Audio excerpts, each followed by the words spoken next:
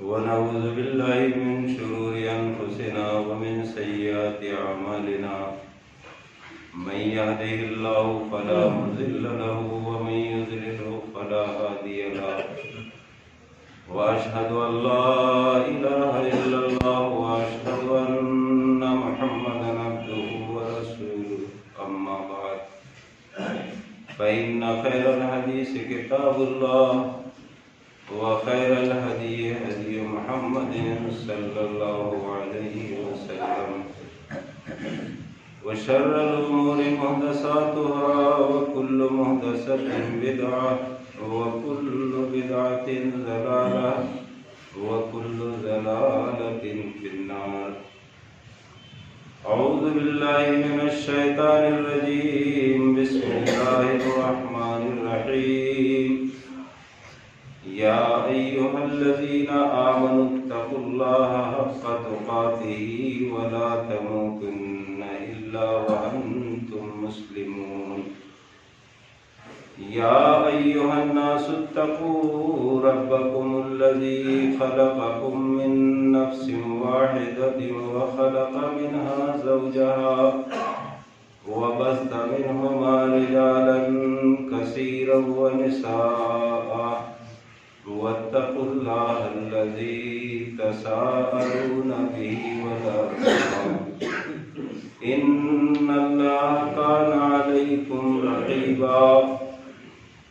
يا أيها الذين آمنوا اتقوا الله وقولوا قولا سديدا يصلح لكم أعمالكم ويغفر لكم ذنوبكم ومن يطع الله ورسوله فقد فاز فوزا عظيما.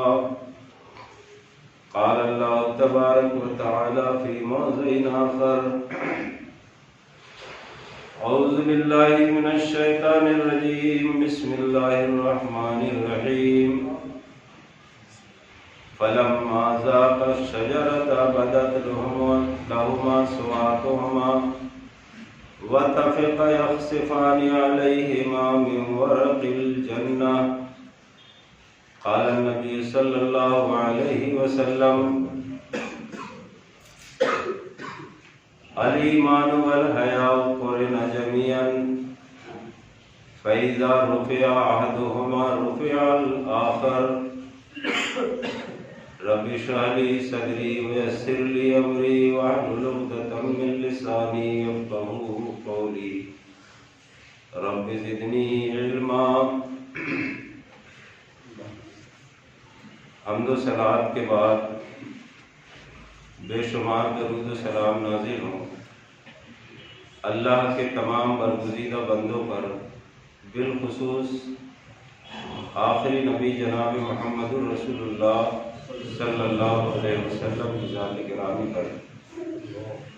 اللہم صلی علی محمد وعلی آل محمد کما صلیت علی ابراہیم وعلی آل ابراہیم انک حمید مجید. اللہم بارک علی محمد وعلی آل محمد کما بارکت علی ابراہیم وعلی آل ابراہیم انک حمید مجید. سورہ اعراف کی ایک چھوٹی سی آیت کریمہ، غالباً آیت نمبر 22 خطبہ جمعہ کے لیے پڑھی گئی ہے، اور اسی سے متعلق پیارے رسول صلی اللہ علیہ وسلم کی ایک حدیث جو حضرت عبداللہ ابن عمر رضی اللہ تعالیٰ عنہ سے مروی ہے. اس آیت کریمہ اور حدیث رسول کی روشنی میں اس مختصر سے وقت میں چند موٹی موٹی باتیں رکھی جائیں گی. اللہ تبارک و تعالی ہم سب کو کہنے سننے سے زیادہ عمل کی توفیق عطا فرمائے. سورہ اعراف کی اس آیت کریمہ میں اللہ تبارک و تعالیٰ نے حضرت آدم اور حوا کا ذکر فرمایا، جو انسانیت کے ماں باپ، ہمارے آپ کے اور قیامت تک آنے والی نسل کے ماں باپ حضرت آدم علیہ السلام اور ماں حوا،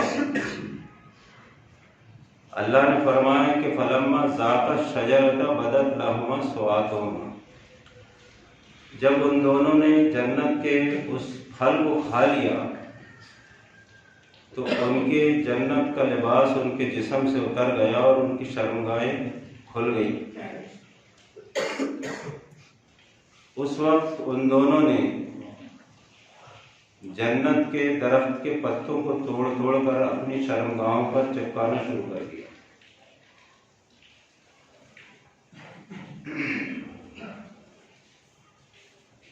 پیارے رسول صلی اللہ علیہ وسلم نے فرمایا الایمان والحیاء قرنا جميعا، ایمان اور حیا دونوں ایک ساتھ رہتے ہیں۔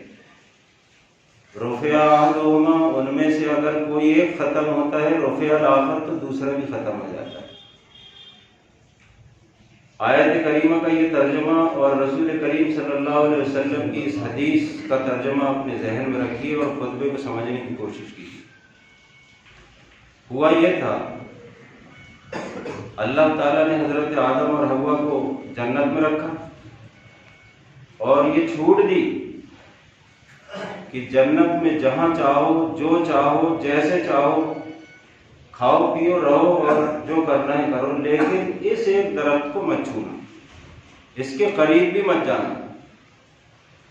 لیکن چونکہ انسان کا ازلی دشمن شیطان، آپ کا ہمارا، اور جب سے دنیا بنی ہے اور جب سے حضرت آدم اور حوا جنت میں آئے تب سے ہی شیطان انسان کا دشمن اور آج بھی ہے، قیامت تک رہے گا۔ مشورہ دیا جا کے حضرت حوا حضرت آدم علیہ السلام کو کہتا ہے، لیکن حضرت آدم اس کی بات میں نہیں آئے۔ اب اس نے سوچا کہ یہاں میری دال نہیں گل رہی ہے، کہہ دیا جائے۔ حوا کے پاس گیا، کہا کہ دیکھو جی، اگر جنت میں ہمیشہ ہمیشہ رہنا چاہتے ہو ایک کام کرو، فلاں درخت جو دکھ رہا ہے جس سے تم کو روکا گیا ہے اس کو کھا لو، کبھی جنت سے نہیں نکلو گے۔ حضرت حوا علیہ السلام اس کے دھانسے میں آ گئی اور حضرت آدم کو سمجھایا۔ حضرت آدم علیہ السلام نے حضرت حوا کے مشورے کو مان لیا اور اس کا اثر آج بھی۔ اگر محترمہ نے کوئی بات پیش کر دی گھر میں، دھرم پتنی نے، تو آدمی اس کو ضرور مان لیتا، نہ مانتے ہوئے بھی، نہ کرتے ہوئے بھی اس کو کرنا پڑتا ہے۔ ایسے حالات پیدا کر دیتی ہے اور ایسی باتیں رکھی جاتی ہیں کہ آدمی اس پر تیار ہو جاتا ہے۔ تو حضرت آدم علیہ السلام نے حضرت حوا کی بات کو مان لیا، بھلے ہی آپ کتنی باہر روبدار ہو، رنگدار ہو، روب و دبدبے کے مالک ہو، غصے کے مالک ہو، دنیا آپ سے ڈرتی ہو، لوگ آپ کا نام سن کے کانپتے ہوں، لیکن آدمی جب گھر میں پہنچتا ہے اور بیگم صاحبہ کے سامنے کوئی ایسی بات آتی ہے تو وہ روب و دبدبے والا آدمی پانی پانی ہو جاتا ہے۔ حضرت آدم علیہ السلام نے حضرت حوا کی مشورے کو مان لیا، یہی حال آج بھی، اور کوئی تعجب والی بات نہیں ہے اور کوئی نئی بات نہیں۔ حضرت عمر رضی اللہ تعالیٰ عنہ کا نام ہم سب جانتے ہیں اور تاریخ پڑھنے والے اس بات کو بھی جانتے ہیں کہ حضرت عمر رضی اللہ تعالیٰ عنہ کا کتنا دبدبہ تھا۔ مائیں اپنے بچوں کو یہ کہہ کے چپ کراتی تھی کہ چپ جاؤ، چپ ہو جاؤ، عمر آ رہے ہیں۔ اور اس سے بھی بڑی بات، حضرت عمر کا کیا دبدبہ تھا کہ جب شیطان دیکھتا تھا کہ عمر آ رہا ہے تو راستہ چھوڑ دیتا۔ حضرت عمر رضی اللہ تعالیٰ عنہ کو اللہ تعالیٰ نے وہ شان عطا کی تھی، حضرت عمر رضی اللہ تعالیٰ عنہ کو اللہ تعالیٰ نے وہ طاقت، وہ شوکت عطا کی تھی کہ شیطان بھی اپنے راستے سے ہٹ جاتا۔ حضرت عمر کو دیکھیں، ایک آدمی حضرت عمر رضی اللہ تعالیٰ عنہ کے پاس آیا اور شکایت لے کہ کس کی بیگم صاحب بڑا منہ چلاتی، حضرت عمر رضی اللہ تعالیٰ عنہ نے کہا کہ جو شکایت لے کے تم آئے اسی سے میں بھی پریشان۔ معلوم یہ ہوا کہ یہ کوئی عجوبے والی بات نہیں ہے۔ بہرحال حضرت آدم علیہ السلام حضرت حوا علیہ السلام کے مشورے میں پھنس گئے اور اس درخت کو چکھ لیا، درخت کے پھل کو چکھ لیا، لباس اتر گیا جنت۔ اور اللہ کے رسول صلی اللہ علیہ وسلم نے کیا ارشاد فرمایا کہ الحیاء والایمان قرنا جمیعا، الایمان والحیاء قرنا جمیعا، ایمان اور حیا دونوں ایک ساتھ ہیں۔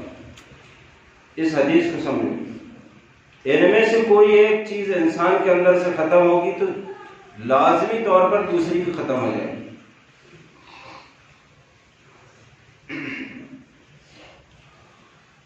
ہمارا دین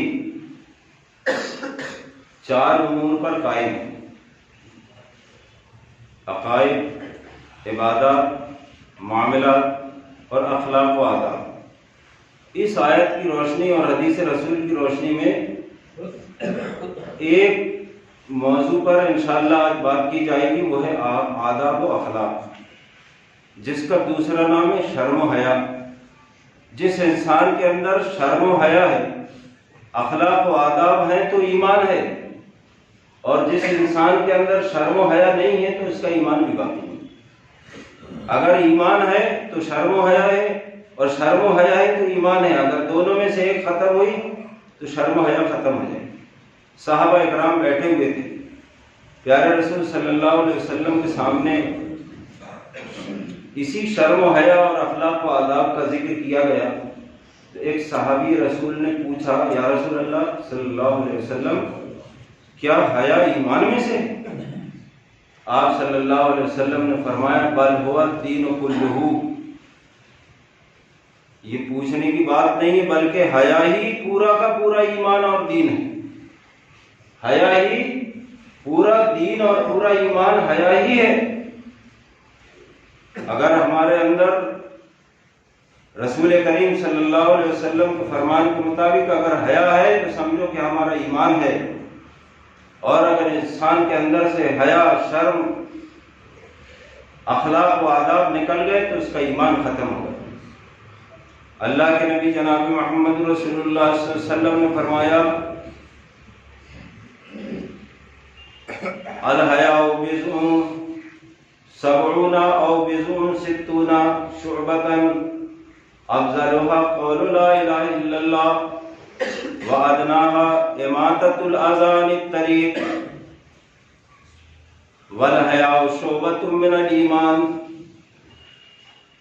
اللہ کے رسول جناب محمد رسول اللہ صلی اللہ علیہ وسلم نے فرمایا کہ ایمان کی 60 یا 70 شاخیں ہیں، ان میں سے سب سے افضل شاخ اور سب سے افضل حصہ لا الہ الا اللہ کہنا ہے، اور سب سے ادنا درجہ اور سب سے کمتر درجہ یہ ہے کہ آپ اپنے راستے سے کسی تکلیف دہ کو ہٹا دو۔ والحیاء شعبۃ من الایمان، اور حیا ایمان کے حصوں میں سے ایک حصہ ہے۔ ہر آدمی اس حدیث کی روشنی میں، ہر چھوٹا ہر بڑا، اس بات کا فیصلہ کر سکتا ہے کہ ہمارے اندر ایمان ہے کہ نہیں ہے۔ ہمارے اندر اگر حیا ہے تو ایمان ہے، تو ہم اس حدیث کی روشنی میں ہر آدمی اپنا فیصلہ کر سکتا ہے۔ زیادہ سوچا بچاری کی ضرورت نہیں ہے۔ یہ سوچے آدمی کہ اگر ہمارے اندر حیا ہے تو ہمارا ایمان ہے، اور اگر حیا نہیں ہے، ہماری زندگی میں شرم و حیا نہیں ہے تو ہمارا ایمان بھی نہیں۔ ایک آدمی حضرت عبداللہ ابن عمر رضی اللہ تعالیٰ عنہ بیان کرتے ہیں کہ ایک شخص اپنے بھائی کو تاکید و تنبیہ کر رہا تھا، اسے ڈانٹ رہا تھا، اپنی زبان میں کہیں کہ اسے ڈانٹ رہا تھا کہ ارے میاں تم بڑے شرمیلے ہو، اتنے شرماتے ہو، فلاں فلاں کام نہیں کر سکتے شرم کی وجہ سے۔ جناب رسول اللہ صلی اللہ علیہ وسلم کے کانوں میں یہ بات پہنچی، آپ نے سن لیا تو کیا کہا آپ نے؟ دعوہ فإن الحیاء من الایمان، چھوڑ دو اس کو اپنے حال میں چھوڑ دو، وہ شرمیلا ہے، بہتر ہے، کیونکہ یہ شرم و حیا ایمان میں شامل ہے اور ایمان کا ایک حصہ ہے۔ چھوڑ دو اس کو، اس کے اپنے آپ پر، اس کو زیادہ تان و تشنا نہ کرو۔ پیارے رسول صلی اللہ علیہ وسلم شرم و حیا کے مالک تھے۔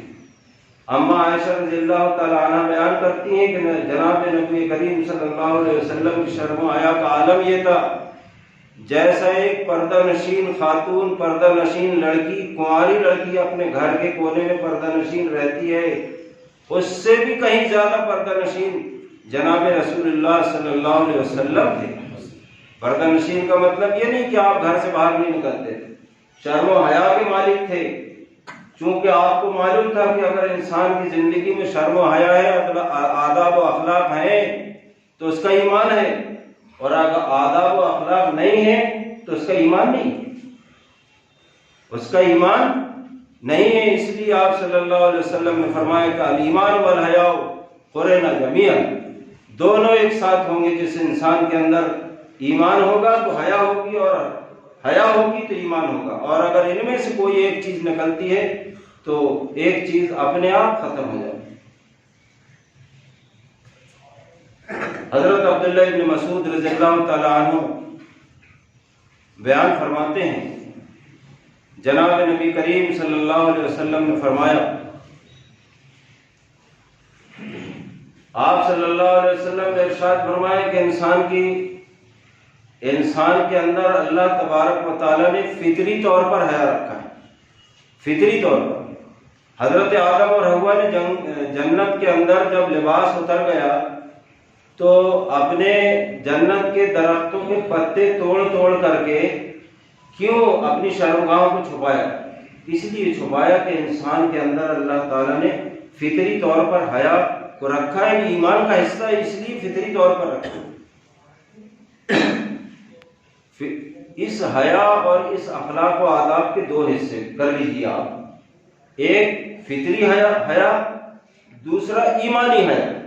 فطری حیا اس کو ایک چھوٹی سی مثال سے یوں سمجھو، جیسے حضرت آدم اور حوا نے اپنی شرمگاہوں کو ڈھانکا تھا، آپ اپنے ماحول میں اس کو یوں سمجھو کہ اللہ نے انسان کے اندر اس حیا کو، اس شرم کو فطری طور پر رکھا ہے۔ ایک چھوٹا سا بچہ جو ابھی ہوش و حواس اس کے اتنے نہیں ہوتے، لیکن یہ ہے کہ چڈی پہنتا ہے، تھوڑا موڑا بولتا بھی ہے۔ آپ اگر اس کے چڈی یا جو بھی کپڑا اس نے پہنا ہے آپ اس کو نیچے کھینچیں تو وہ اوپر کھینچے گا، اتنی سمجھ نہیں ہے اس کے اندر، لیکن پھر آپ اس کو کھینچیں گے نیچے تو پھر وہ اوپر کھینچے گا، ویسے نہیں چھوڑے گا۔ اس کی وجہ کیا ہے؟ اس کی وجہ یہ ہے کہ اس کو ابھی شعور نہیں ہے، عقل نہیں ہے، سمجھ نہیں ہے، لیکن اس کے باوجود آپ اس کی چڈی کو نیچے کریں گے وہ اوپر کرے گا۔ اس کی وجہ یہ ہے کہ رب کریم نے ہر انسان کی زندگی میں شرم و حیا کو فطری طور پر داخل کیا، فطری طور پر داخل کیا۔ اور ایمانی حیا کیا ہے؟ ایمانی حیا یہ ہے انسان ہر حال میں، ہر جگہ، ہر موقع پر اللہ تبارک و تعالیٰ سے ڈرے، خوف کھائے، گناہوں کے کرنے کے وقت شرم و حیا کرے، اور اس شرم و حیا کی وجہ سے انسان اللہ تبارک و تعالیٰ سے شرم و حیا کرنے کی وجہ سے دنیا میں جو انسان گناہ کر رہا ہے، نافرمانیاں کر رہا ہے، ان نافرمانی اور ان گناہوں سے اس شرم و حیا کی وجہ سے بچ جائے گا۔ لیکن اگر انسان کی زندگی سے شرم و حیا نکل گئی، ڈر اور خوف نکل گیا، اخلاق و آداب نکل گئے، تو پھر وہ گناہ کرنے سے نہیں روکے گا، کیونکہ اس کے اندر اس کی زندگی میں شرم و حیا باقی نہیں، بے حیائی اور بے شرمی سے گناہ کرتا چلا جائے گا۔ ایک شخص آیا اور اللہ کے رسول جناب محمد رسول اللہ صلی اللہ علیہ وسلم سے کہا کہ اوصینی یا رسول اللہ، اللہ کے رسول مجھے وصیت کیجیے، مجھے وصیت کیجیے۔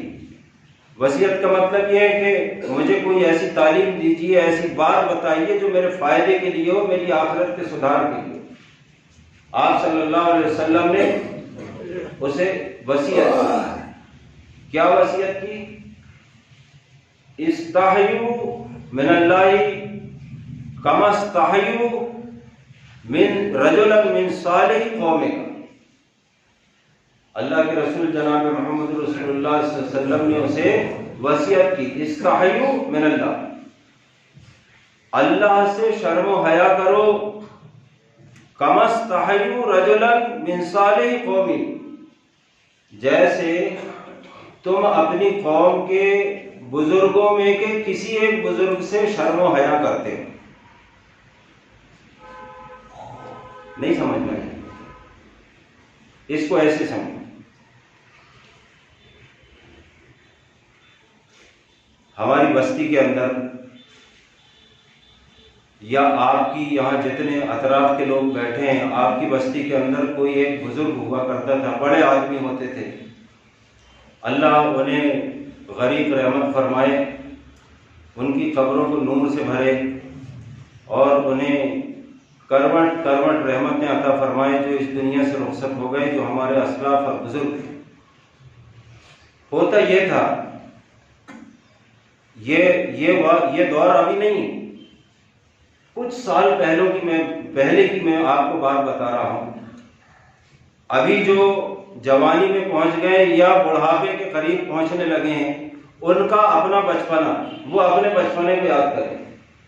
کوئی ایسا کام کرتے تھے اور وہ کام کرتے کرتے گاؤں کا، محلے کا، بستی کا کوئی بزرگ اور بڑا آدمی لگ جاتا تھا تو اس کو وہیں چھوڑ کے سوگت کھڑے ہو جاتے تھے یا ادھر ادھر بھاگ جایا تھا۔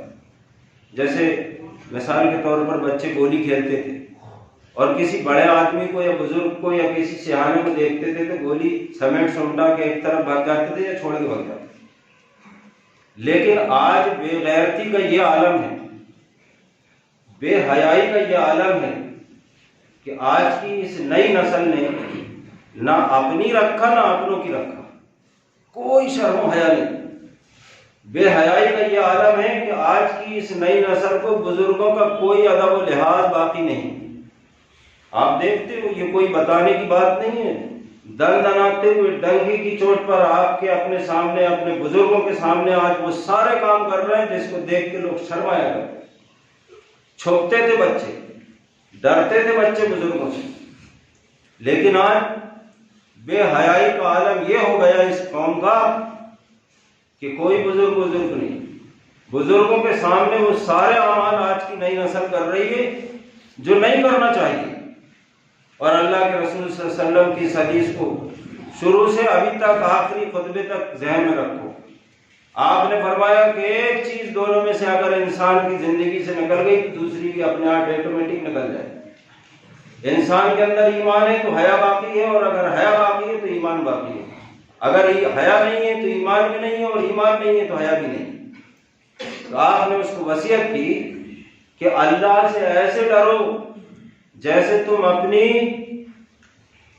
قوم کے، اپنی گاؤں اور بستی کے کسی بڑے آدمی کو دیکھ کر شرماتے ہو۔ آج وہ شرم و حیا ختم ہو گئی نوجوانوں سے، اس نئی نسل کے بچوں کے اندر سے۔ صحابہ کرام نے پوچھا کہ اللہ کے رسول صلی اللہ علیہ وسلم، آپ نے فرمایا کہ استحی اللہ کما حقہ، لوگوں اللہ سے ویسی شرم و حیا کرو جیسے اس کا حق ہے۔ ایک صحابی رسول صلی اللہ علیہ وسلم کھڑے ہوئے اور کہا کہ اللہ کے رسول، یا رسول اللہ استحی من اللہ والحمدللہ، اللہ کا شکر ہے اللہ کے رسول، ہم تو شرم و حیا کرتے ہیں، ہمارے اندر حیا باقی ہے، شرم باقی ہے۔ آپ نے فرمایا کہ لیسا ذاکا، میرا مقصد یہ نہیں ہے اور میں یہ نہیں کہنا چاہ رہا ہوں جیسا تم سمجھ رہے ہو۔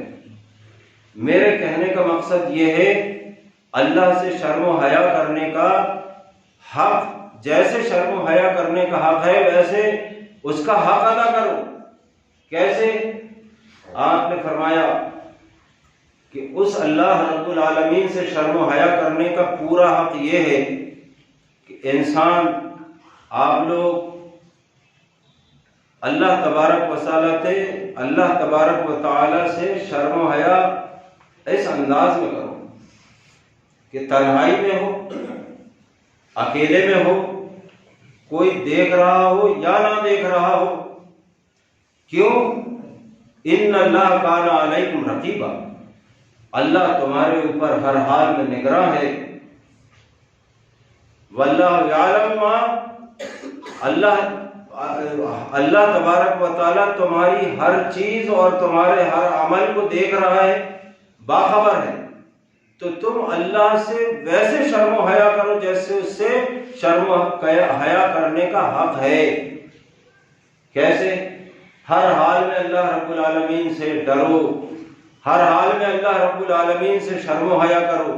تم اپنی چال ڈھال میں، تم اپنے رہن سہن میں، تم اپنے کاروبار میں، تم اپنی زندگی کے ہر موڑ پر اللہ تبارک و تعالیٰ سے شرم کرو. اور جب انسان اللہ تبارک و تعالیٰ سے شرم کرے گا، حیا کرے گا، تو شیطان کے جھانسے اور اس کے وسوسے میں نہیں آئے گا. کیونکہ اللہ سے شرم و حیا کا خوف اور ڈر جو انسان کے دل کے اندر موجود ہوگا تو وہ گناہوں سے بچے گا، وہ گناہوں سے بچے گا اور اللہ کی نافرمانی سے بچے گا. اس شرم و حیا کی وجہ سے، اس آداب و اخلاق کی وجہ سے. اور جب انسان کے اندر سے آداب و اخلاق ختم ہو جائیں گے، شرم و حیا ختم ہو جائے گی، تو اسے گناہ کرنے میں کوئی سنکوچ نہیں. جو جیسا آج ماحول ہے، اسے شرم و حیا کرنے میں کوئی سنکوچ نہیں ہوگا جیسے آج ماحول ہے. صحابی جناب رسول کریم صلی اللہ علیہ وسلم کے تمام صحابہ اور صحابیات کتنی باحیا اور کتنی شرم و حیا کے مالک تھے اور کتنی شرم و حیا کی مالک تھیں. اللہ تبارک و تعالیٰ نے حضرت موسیٰ علیہ السلام کا ذکر اور حضرت شعیب علیہ السلام کی بیٹیوں کا ذکر قرآن کریم کے اندر فرمایا. لمبا واقعہ ہے کہ جب حضرت موسیٰ جو ہے فرعون کے یہاں سے ایک آدمی کو گھونسا مار کے نکلے تو شہر بدر کر لیا اپنے آپ کو. مدین پہنچے تو ایک کنویں کے پاس پہنچے تو دیکھا کہ لوگ اپنی اپنی ریوڑ اور بکریوں کو پانی پلا رہے ہیں اور دو لڑکیاں جو ہے ایک طرف اپنی بکریوں کو سمیٹ کر کے کھڑی خاموش. حضرت موسیٰ نے ان کی بکریوں کو پانی پلایا اور انہیں روانہ کر دیا. اور جب وہ لڑکیاں گھر پہنچی اور اس نوجوان کا ذکر کیا کہ اپنے والد سے، تو حضرت شعیب علیہ السلام نے حضرت موسیٰ علیہ السلام کو بلانے کے لیے انہی میں سے ایک لڑکی کو بھیجا. تو قرآن نے اس کا ذکر فرمایا. وہ نوجوان لڑکی بڑی شرم و حیا کے ساتھ، بڑے ادب و لحاظ کے ساتھ حضرت موسیٰ کو بلانے آئی کہ حضرت آپ کو ہمارے والد صاحب بلا رہے ہیں، چلیے آپ نے جو محنت کی ہے اس کا اجر اور اس کا بدلہ دینا چاہتے ہیں. کس انداز میں آئی تھی وہ نوجوان لڑکی؟ حضرت شعیب کی بیٹی، حضرت موسیٰ کی ہونے والی بیوی. قرآن نے اس کا ذکر کیا بڑے ادب و احترام کے ساتھ. اور ہماری قوم کا کیا ہے؟ ہماری قوم کی بچیوں کا کیا ہے؟ ابھی کوئی موقع دیکھ لو شادی بیاہ کا، پاؤڈر، لپسٹک، لباس تنگ چست، سارا ایک ایک حصہ جسم کا الگ الگ دکھ رہا ہے، اور پھر دعوتیں میدان دیتی، اس انداز میں باہر نکلتی ہیں اور اس انداز میں سامنے آتی ہیں کہ نوجوان لڑکے خود ہو کے ان کی طرف مائل ہو جائیں. شرم و حیا ختم ہو گئی آج اس سماج کے اندر سے، چاہے وہ نوجوان بچے ہوں یا بچیاں ہوں، لڑکا ہو یا لڑکی ہو. اور پھر غضب تو اور یہ کر دیا آج پٹھانیوں نے، یہی کہوں، یہ شرم و حیا اور یہ بے غیرتی آج گاؤں دیہات بستی قصبوں میں بالکل عام ہو چکی ہے. بڑے بڑے شہروں کے اندر یہ عیب اور یہ جرم عظیم پایا جاتا ہے. کچھ تو لحاظ شرم و حیا، آداب و اخلاق کچھ تو گاؤں اور دیہاتوں کے اندر بچی ہوئی تھی، لیکن اب نہیں بچی. اس کا ہم اور آپ سب مشاہدہ کرتے ہیں، کوئی بات بڑی عجوبے کی نہیں ہے. یہ شرم و حیا ختم ہو گئی آج اس سماج کے اندر سے، اس سماج کے نوجوان بچے اور بچیوں کے اندر. اور پٹھانیوں نے ایک غضب اور کر لیا. اور شیطان جو ہے گناہ کو اتنا خوبصورت بنا کے پیش کرتا ہے کہ انسان اس کو گناہ نہیں سمجھتے. آج جو کپڑے سلا رہی ہیں لڑکیاں دیکھ رہے ہیں، کرتے کی کلی کو کمر تک لائی. غور کرنا اس بات، یہ کرتے کی کلی کو کمر تک لے آئی. اور پھر اس سے بھی بڑا غضب یہ ہے کہ کرتے کی کلی کمر تک تو آ گئی، اور نیچے جو پہن رہی ہیں چپکی ہوئی سلوار، جب چل رہی ہیں تو نیچے کا پورا حصہ دیکھنے والوں کی نظر چہرے میں نہیں جاتی، وہاں جاتی. تو یہ بے حیائی اور اس بے شرمی اور اس بے حیائی کا ہی نتیجہ ہے جو آج غیروں کے ساتھ جا رہے ہیں. شرم و حیا ہوتی تو ایسا نہیں کرتی. آج قوم کی نہ جانے کتنی بچیاں غیروں کے ہاتھ لگ گئی. اس کی وجہ یہ ہے کہ اس سماج اور اس معاشرے اور ان گھروں کے اندر شرم و حیا ختم ہو گئی، اور اس بے شرمی کی وجہ سے گناہوں نے جنم لے لیا. اللہ کے رسول صلی اللہ علیہ وسلم نے اسی لیے بڑی معنی خیز حدیث، حضرت عبداللہ ابن مسعود رضی اللہ تعالیٰ عنہ اس کے راوی، حضرت عبداللہ ابن عمر رضی اللہ تعالیٰ عنہ ان کے راوی، آپ نے فرمایا کہ لوگوں، ایمان اور حیا ایک جگہ رہتے ہیں. رفع احدہما، اگر ان میں سے کوئی ایک ختم ہوتا ہے، رفع الاخر، تو دوسرا بھی ختم ہو جاتا ہے. اس حدیث کی روشنی میں ہر آدمی فیصلہ کرے کہ ہمارا ایمان باقی ہے. ہمارا ایمان ہماری سماج اور ہماری قوم کے بچے اور بچیوں کے اندر جو بے حیائی پیدا ہوئی ہے، اس بے حیائی کا عالم کیا ہے؟ شرم و حیا کے مالک ہمارے اسلاف جس دنیا سے رخصت ہو گئے، جن سے فرشتے بھی شرم و حیا کرتے. ہم عائشہ رضی اللہ تعالیٰ عنہ بیان کرتی ہیں، پیارے رسول صلی اللہ علیہ وسلم میرے گھر میں موجود تھے. حضرت ابوبکر صدیق رضی اللہ تعالیٰ عنہ نے دروازے پر دستک دی. حضرت ابوبکر جیسے ہی آواز دی، رسول کریم صلی اللہ علیہ وسلم نے آپ کو اجازت دی، آپ اندر آئے. بات چیت کی، اٹھ کر چلے گئے. آپ لیٹے ہوئے تھے. اما عائشہ بیان کرتی ہیں کہ آپ کا تہبند آپ کی ران یا پنڈلی سے ہٹا ہوا تھا اور اسی حالت میں آپ لیٹے تھے. یہاں ایک اور بات آپ کو یاد دلا دوں، حضرت ابوبکر صدیق رضی اللہ تعالیٰ عنہ رسول کریم صلی اللہ علیہ وسلم کے گھر آئے تھے، یعنی اپنی بیٹی کے گھر آئے تھے. حضرت عائشہ ابوبکر کی بیٹی، باپ اپنی بیٹی کے گھر آ کر کے اجازت مانگ رہا ہے، بغیر اجازت کے نہیں داخل ہوا. اور اس بے حیائی کا عالم، اس قوم کی بے حیائی کا عالم یہ ہے کہ دوسروں کے گھروں میں ہم اور آپ ہی کہوں گا میں، دوسروں سے بات نہیں ہو رہی، ہم اور آپ دوسروں کے گھروں میں دن دناتے ہوئے بلا آواز دیے، بغیر کھانسے کھکارے، بغیر بولے بتائے داخل ہو جاتے ہیں. اس سے اسلام نے منع کیا ہے. قرآن میں اللہ اور اس کے رسول نے منع کیا کہ بغیر اجازت کسی دوسرے کے گھر میں آپ داخل مت ہو. کیوں؟ اس کی وجہ یہ ہے کہ کیا معلوم اس گھر کے اندر رہنے والی خاتون، کیا معلوم کہ سال دوپٹہ ہے نہیں ہے، پردے سے ہے نہیں ہے. ایسا تو ماحول ہے، بے حیائی کا عالم یہ ہے. اس کے بعد حضرت عمر رضی اللہ تعالیٰ عنہ بھی آئے. حضرت ابوبکر چلے گئے، حضرت عمر رضی اللہ تعالیٰ عنہ آئے اور اجازت طلب کی تو حضرت عمر کو بھی اجازت مل گئی. آپ آئے، بات چیت کی، وہ بھی اٹھ کر چلے گئے. آپ لیٹے ہوئے تھے اسی حال میں، نہ اٹھ کے بیٹھے نہ پنڈلی سے کپڑا سمیٹے. اس کے بعد اما عائشہ بیان کرتی ہیں کہ حضرت عثمان غنی رضی اللہ تعالیٰ عنہ نے آواز دی، یا رسول اللہ صلی اللہ علیہ وسلم. اما عائشہ بیان کرتی ہیں کہ رسول کریم صلی اللہ علیہ وسلم ہڑبڑا کے، جیسے ہی عثمان کی آواز سنی، ہڑبڑا کے اٹھے اور بیٹھ گئے اور اپنے کپڑے کو سلا. عثمان آئے، بات چیت ہوئی، اٹھ کے چلے گئے. حضرت عائشہ رضی اللہ تعالیٰ عنہ کے ذہن میں یہ بات کھٹک رہی تھی.